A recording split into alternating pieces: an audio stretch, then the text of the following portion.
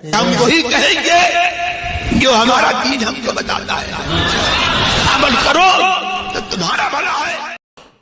الحمدللہ رب العالمین والصلاة والسلام على سید الانبیاء والمرسلین، اما بعد، اعوذ باللہ من الشیطان الرجیم، بسم اللہ الرحمن الرحیم، ان اللہ وملائکتہ یصلون علی النبی یا ایہا الذین آمنوا صلوا علیہ وسلموا تسلیما، اللہم صل علی سیدنا وشفیعنا وحبیبنا ومولانا محمد وبارک وسلم صلاۃ وسلاما علیک یا رسول اللہ صلی اللہ تعالی علیہ وسلم، استکبارا فی الارض ومکر السیئ ولا یحیق المکر السیئ الا باہلہ، اپنی جان کو زمین میں اونچا کھینچنا اور برا داؤں۔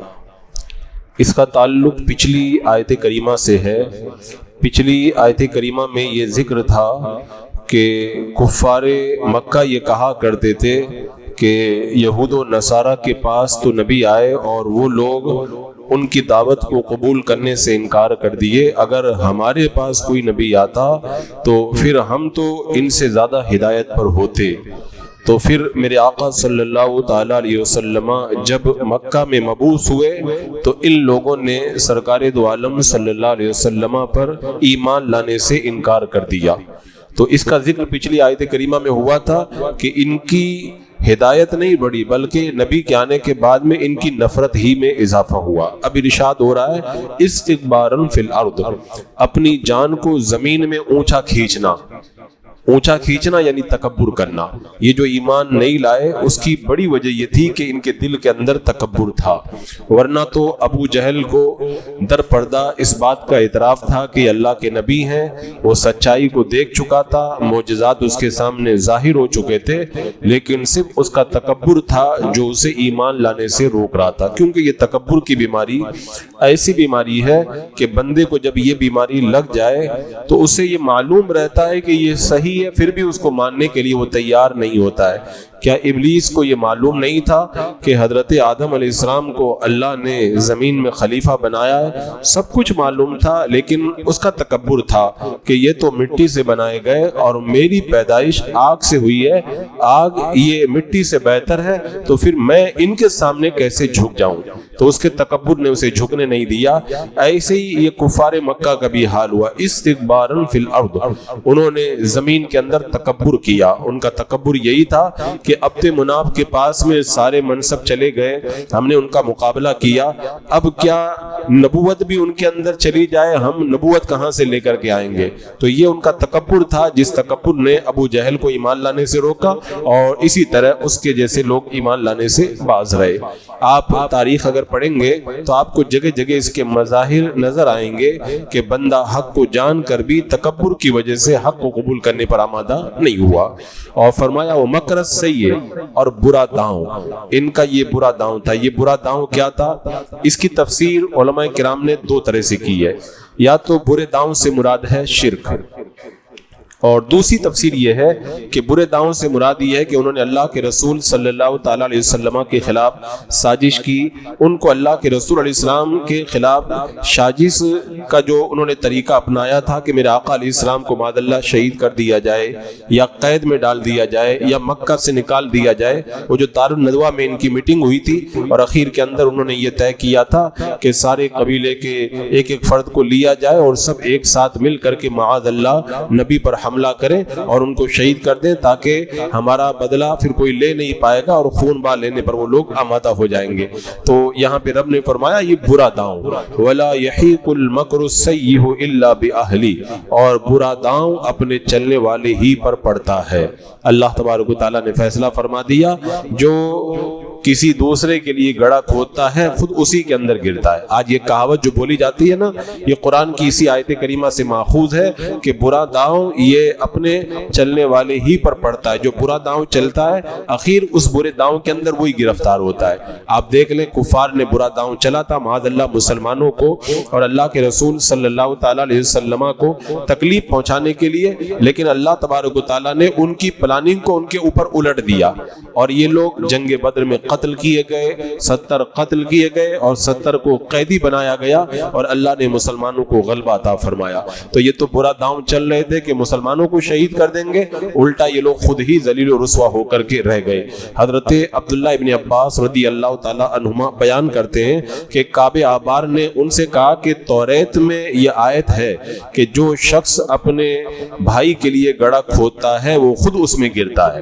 یعنی آسمانی کتابوں میں توریت میں یہ آیت موجود ہے، جو اپنے بھائی کے لیے گڑھا کھودتا ہے وہ خود اس میں گرتا ہے۔ اور یہ کہاوت بہت زیادہ بولی بھی جاتی ہے، آپ لوگوں نے بارہا سنا بھی ہوگا کہ دشمنی کی وجہ سے جس راستے سے بھائی نکل رہا تھا اس راستے کے اندر گڑھا کھود دیا اور گڑھا کھودنے کے بعد بھی اس کے اوپر گھاس پھوس کو بچھا دیا تاکہ بھائی کو پتہ نہیں چلے گا، ادھر سے وہ نکلے گا تو اس کے اندر گر جائے گا۔ اب اتفاق کی بات ہے جس دن اس کو وہاں سے نکلنا تھا اس کا بھائی تو کہیں اور سے نکل گیا، اسی کو جلدی تھی، جلدی میں یہ بھول گیا اور یہ خود ادھر سے نکلا اور اس گڑھے کے اندر گر کر گیا۔ تو یہ جو اپنے بھائی کے لیے گڑھا کھودتا ہے وہ خود اس میں گرتا ہے۔ حضرت ابن عباس نے فرمایا کہ قرآن میں بھی یہ آیت ہے، یعنی کعب احبار نے کہا کہ توریت میں یہ آیت ہے کہ گڑھا کھودتا ہے دوسرے کے لیے خود گرتا ہے، تو حضرت ابن عباس کہتے ہیں قرآن میں بھی یہ آیت موجود ہے۔ تو انہوں نے پوچھا قرآن میں یہ آیت کہاں پر ہے؟ تو حضرت عبداللہ ابن عباس رضی اللہ تعالیٰ عنہ نے یہی آیت کریمہ پڑھی، وَلَا يَحِيقُ الْمَكْرُ السَّيِّئُ إِلَّا بِأَهْلِهِ، یعنی بری سازشوں کا وبال سازش کرنے والے ہی پر پڑتا ہے۔ جو دوسرے کا برا چاہتا ہے وہ دوسرے کا تو کچھ نہیں بگاڑ پاتا، اپنا ہی الٹا بگاڑ لیتا ہے۔ زہری کہتے ہیں اللہ کے رسول علیہ السلام سے روایت ہے کہ تم نے کسی کے خلاف سازش کی تو سازش کرنے والے کی تم نہ کسی کے خلاف سازش کرو اور نہ کسی کے خلاف سازش کرنے والے کی مدد کرو۔ میرا آقا علیہ السلام نے کسی کے خلاف فریب اور دھوکہ کرنے سے بھی منع کیا اور اگر کوئی ایسا کام کرے تو اس کے ساتھ میں ہونے سے بھی منع کیا۔ اس سے پتہ چلتا ہے کوئی اپنے مسلمان بھائی کا اگر برا چاہے نا تو اس سے بھی دوری اختیار کرنا چاہیے، کیونکہ آخر کار وہ خود اس برائی کے اندر گرفتار ہوگا اور تباہ و برباد ہوگا۔ اور اللہ تبارک و تعالیٰ قرآن پاک میں ارشاد فرماتا ہے فَمَن نَكَثَ فَإِنَّمَا يَنْكُثُ عَلَى نَفْسِهِ، جو عہد شکنی کرتا ہے تو اس کا نقصان اسی کو پہنچے گا۔ اور ایک جگہ اللہ تعالیٰ نے فرمایا یا ایھا الناس انما بغیکم علی انفسکم، اے لوگوں تمہاری سرکشی کا وبال تمہیں کو پہنچے گا۔ یعنی اتنی روشن آیتیں ہیں، اتنی روشن آیتیں ہیں، کسی کا برا کرو گے، کسی کا نقصان چاہو گے، کسی کے خلاف پلاننگ کرو گے، کسی کو دھوکہ دینے کا ارادہ کرو گے، کسی کے خلاف خیانت کرو گے یا کسی کے خلاف سازش کرو گے، فریب کرو گے، تو تمہارا یہ فریب، سازش، تمہاری یہ خیانت، تمہاری یہ دھوکہ دڑی، اس سے تمہارے بھائی کو کوئی نقصان نہیں ہوگا، تم خود نقصان کے اندر پڑ جاؤ گے اور تباہی اور بربادی تمہارا مقدر بن جائے گی۔ تو یہاں پر اس آیت کریمہ کے اندر اس دستور کو بیان کر دیا گیا اور ہوا بھی وہی ہوا بھی۔ آپ پوری تاریخ پڑھ کر کے دیکھ لیں، دنیا تو دنیا، اہل ایمان کے خلاف جنہوں نے بھی پلاننگ کی وہ خود ہی اس کے اندر گرفتار ہو گئے۔ آپ حضرت موسیٰ علیہ السلام و فرعون کی تاریخ پڑھ لیں، فرعون تو دریا میں ڈوب گیا، موسیٰ علیہ السلام کو اللہ نے جو ہے وہ تاج و تخت عطا فرما دیا۔ حضرت یوسف علیہ السلام کے خلاف اگر کسی نے پلاننگ کی، یوسف علیہ السلام تو مصر کے بادشاہ بن گئے اور ان کی پلاننگ کچھ کام نہ آئی۔ ایسے سب کا حال پڑے۔ حضرت ابراہیم علیہ السلام کے خلاف نمرود نے کیا کیا؟ نمرود تو خود مچھر کے ذریعے مارا گیا، حضرت ابراہیم علیہ السلام کو اللہ نے مقام خلت عطا فرما دیا۔ تو رب نے فرمایا وَلَا يَحِيقُ الْمَكْرُ السَّيِّئُ إِلَّا بِأَهْلِهِ، اور برا داؤں اپنے چلنے والے ہی پر پڑتا ہے۔ فَهَلْ يَنظُرُونَ إِلَّا سُنَّةَ الْأَوَّلِينَ، تو کاہے کے انتظار میں ہے مگر اسی کے جو اگلوں کا دستور ہے۔ اللہ تعالیٰ نے فرمایا یہ جو برا داؤں چل رہے ہیں مسلمانوں اور نبی کے خلاف جو پلاننگ کریں، یہ کس کا انتظار کر رہے ہیں؟ اللہ تعالیٰ نے فرمایا یہ کس کا انتظار کر رہے ہیں؟ اسی کا جو اگلوں کا دستور تھا۔ یعنی ان سے جو پہلے والے لوگ تھے ان پر جس طرح سے عذاب آیا ایسے ہی وہ بھی اسی عذاب کا، یہ بھی بھی اسی عذاب کا انتظار کر رہے ہیں، کیونکہ جو عذاب پہلے کافروں پر نازل ہوا اور آخر میں ان کا داؤں کا نتیجہ یہ نکلے گا کہ عذاب ان کے اوپر بھی آئے گا۔ کیوں؟ اللہ تعالیٰ فرماتا ہے فَلَن تَجِدَ لِسُنَّتِ اللَّهِ تَبْدِيلًا، تو تم ہرگز اللہ کے دستور کو بدلتا نہ پاؤ گے، وَلَن تَجِدَ لِسُنَّتِ اللَّهِ تَحْوِيلًا، اور ہرگز اللہ کے قانون کو ٹلتا نہ پاؤ گے۔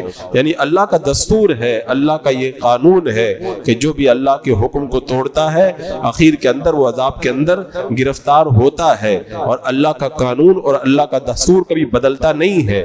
اللہ تبارک و تعالیٰ کافروں پر عذاب نازل کرتا ہے، یہی دستور رہا ہے، اور یہ لوگ بھی وہی کام کر رہے ہیں، تو اللہ کا دستور پورا ہو کر کے رہے گا، ٹلے گا نہیں، ان پر بھی عذاب آئے گا۔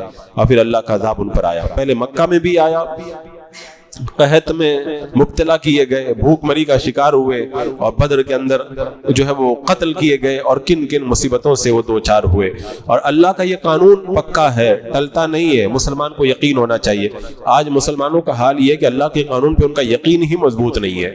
آج کافروں کو جب ادھم مچاتے ہوئے دیکھتے ہیں اور کافروں کو شرارت کے اندر جب آگے بڑھتا ہوا دیکھتے ہیں تو دل چھوٹا کرنے لگتے ہیں، پریشانی میں مبتلا ہونے لگتے ہیں، اور ہائے وائے کرنے لگ جاتے ہیں، واویلا مچاتے ہیں۔ حالانکہ ایسا نہیں ہونا چاہیے۔ جب اللہ کا یہ قانون اور دستور ہے، اللہ تعالیٰ ایسے لوگوں کو عذاب میں گرفتار کرتا ہے تو اللہ ان کو بھی عذاب میں گرفتار کرے گا۔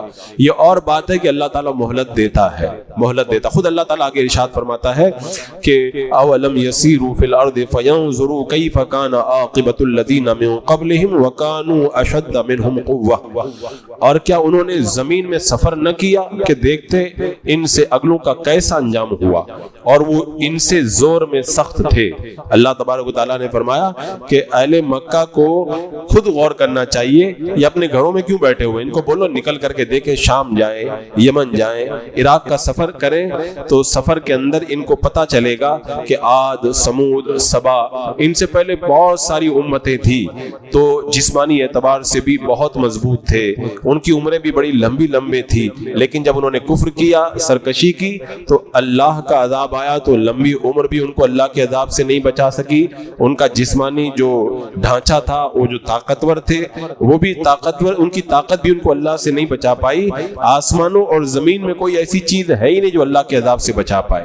یعنی بندہ اگر کسی کو تکلیف پہنچانا چاہے تو بندے سے بندہ بچ جاتا ہے، اللہ جب ارادہ کر لیتا ہے تو پھر بندہ پھر نہیں بچ پاتا ہے۔ تو اتنے طاقتور اور اتنے بڑے ہو کر کے وہ نہیں بچ پائے، تو اللہ نے فرمایا تم لوگ کہاں بچ پاؤ گے، تم گھوم کر جا کر دیکھو تو صحیح ان کا انجام کیا ہوا۔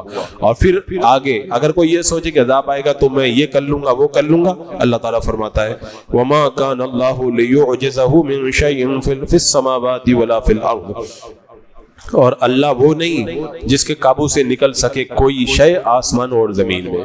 یعنی یہ دنیا والے نہیں ہے کہ نکل جاؤ، اللہ کا جب عذاب آتا ہے تو نہ آسمانوں میں کوئی بچ پاتا ہے اور نہ زمین میں کوئی بچ پاتا، کوئی بچ ہی نہیں پاتا، اور بچے گا تو کیسے بچے گا؟ اللہ تعالیٰ خود فرماتا ہے انہ کان علیما قدیرا، بے شک وہ علم والا، قدرت والا ہے۔ یعنی وہ علم بھی رکھتا ہے، قدرت بھی رکھتا ہے، اس لیے ہر شخص کا عمل وہ جانتا ہے کون نیک ہے اور کون برا ہے۔ اور چونکہ جب سب کو جانتا بھی ہے اور قدرت بھی ہے اس کے اندر، وہ قدرت بھی رکھتا ہے، تو لہٰذا نیکوں کو اچھا بدلہ دے گا اور بروں کو اس کی سزا دے گا۔ نیک آدمی ثواب سے محروم نہیں رہ سکتا اور برا آدمی عذاب سے بچ نہیں سکتا ہے۔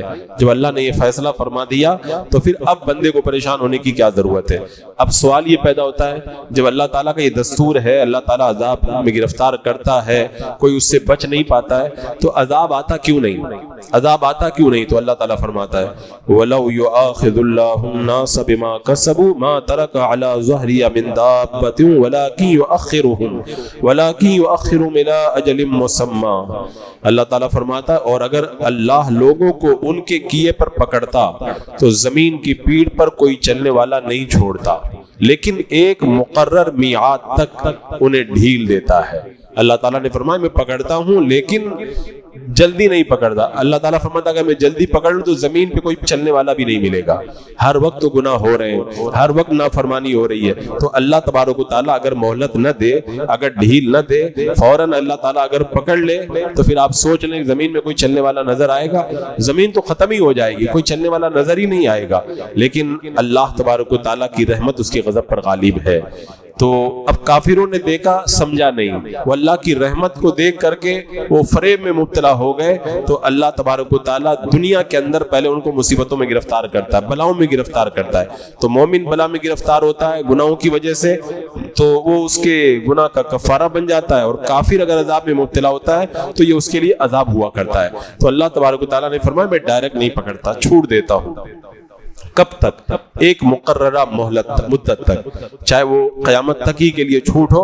اللہ تعالیٰ ڈائریکٹ اگر پکڑے نا تو انسانوں کے گناہوں کا اثر جو ہے وہ بہت برا ہوا کرتا ہے۔ گناہوں کے اثر کی وجہ سے تو بتایا گیا کہ جنگلوں میں جانور، فضا میں پرندے وہ بھی نہیں بچ پاتے۔ حضرت نوح علیہ السلام کے زمانے میں جب اللہ کا عذاب آیا تو تمام جانوروں کو بھی ہلاک کر دیا گیا۔ جو جانور حضرت نوح علیہ السلام کے ساتھ میں کشتی میں بیٹھ گئے تھے وہی بچ پائے، ورنہ زمین پہ کوئی جانور بھی نہیں بچا، کوئی پرندہ بھی نہیں بچا۔ لیکن علماء نے بڑی پیاری بات کہی یہاں پر، ایک بولے کہ انسانوں کے گناہوں کی وجہ سے اللہ تعالیٰ جانوروں کو ہلاک نہیں کرتا ہے، کیونکہ گناہ تو انسان نے کیے، تو بھی جانور کیوں ہلاک ہوتے ہیں؟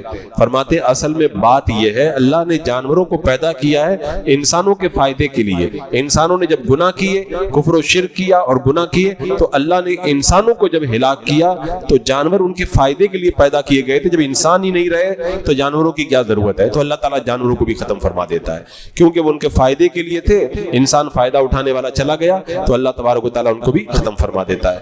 اور اس آیت میں یہ اشارہ کر دیا گیا کہ ہر انسان سے کوئی نہ کوئی غلطی ضرور ہوتی ہے جو گرفت کا تقاضا کرتی ہے۔ اللہ تعالیٰ اگر ڈھیل نہ دے تو پھر زمین خالی ہو جائے، تو پھر جو بندہ نادم ہوتا ہے، توبہ کرتا ہے، اللہ تعالیٰ اس کو معاف کر دیتا ہے، اور جو گناہوں پر اصرار کرتا ہے، اکڑتا ہے، سرکشی کرتا ہے، اللہ تعالیٰ اس کو پکڑتا ہے۔ تو اس آیت کریمہ سے اللہ تعالیٰ کے حلم کا پتہ چلا کہ اللہ تعالیٰ بندوں پر کتنی مہربانی فرماتا ہے، اور کیسے اللہ تبارک و تعالیٰ بندوں کو چھوٹ دیتا ہے۔ اب یہ چھوٹ دی جا رہی ہے کب تک؟ ایک مقررہ مدت تک۔ پھر جب وقت آئے گا تو پھر کیا ہوگا؟ اللہ تعالیٰ نے فرمایا فَإِذَا جَاءَ أَجَلُهُمْ فَإِنَّ اللَّهَ كَانَ بِعِبَادِهِ بَصِيرًا۔ پھر جب ان کا وعدہ آئے گا تو بے شک اللہ کے سب بندے اس کی نگاہ میں ہیں۔ اللہ تعالیٰ نے فرمایا کہ اللہ بندے کو جو ڈیل دے رہا ہے اس کا یہ مطلب نہیں کہ بندوں کے اعمال کو جانتا نہیں ہے۔ فرمایا اپنے بندوں کے اعمال کو پوری طریقے سے جانتا ہے، کون نیک ہے، کون برا ہے، کون کافر ہے اور کون مومن ہے۔ اگر وہ چاہے تو اللہ تبارک و تعالیٰ چاہے تو سب کو معاف کر دے، اور چاہے تو عذاب کو ٹال دے، لیکن اللہ تبارک و تعالیٰ ایک وقت کے لیے ڈھیل دیتا ہے۔ جب وہ وقت آ جائے گا تو اس کے بعد میں سب کو پکڑے گا، اور سب کو دیکھ رہا ہے وہ، تو اللہ کو تو سب پتا ہے کہ کون کیا کر رہا ہے۔ اسی اعتبار سے اللہ تبارک و تعالیٰ ان کا حشر فرمائے گا، اچھوں کو اچھے اعمال کا ان کو بدلہ دے گا، اور بروں کو برے اعمال کی اللہ تعالیٰ سزا دے گا۔ یہ سورہ فاطر کی آخری آیت کریمہ تھی جو یہاں پر سورہ فاطر کا اختتام ہوا۔ آگے سورہ یاسین کا آغاز ہوگا۔ بسم اللہ الرحمن الرحیم۔ اللہم صلی علی سیدنا مولانا محمد وبارک وسلم، صلاۃ و سلام علیک یا رسول اللہ، یا اللہ یا رحمان یا رحیم العالمین۔ اپنے محبوبین کے صدقے میں اعمال صالحہ کی توفیق عطا فرما، قرآن مقدس کے نور سے مولا ہمیں پر نور فرما دے، قرآن کے انوار و تجلیات سے ہماری روحوں کو سیراب فرما دے، ایمان پہ زندگی، ایمانی پر خاتمہ نصیب فرما۔ ربنا تقبل منا انک انت السمیع العلیم وتب علینا انک انت التواب الرحیم۔ ان اللہ وملائکته یصلون علی النبی یا ایھا الذین آمنوا صلوا علیہ وسلموا تسلیما۔ اللهم صل على سيدنا وشفينا وحبيبنا مولانا محمد وبارك وسلم، صلاة وسلام عليك يا رسول الله۔ سبحان ربك رب العزة عما يصفون، والسلام على المرسلين، والحمد لله۔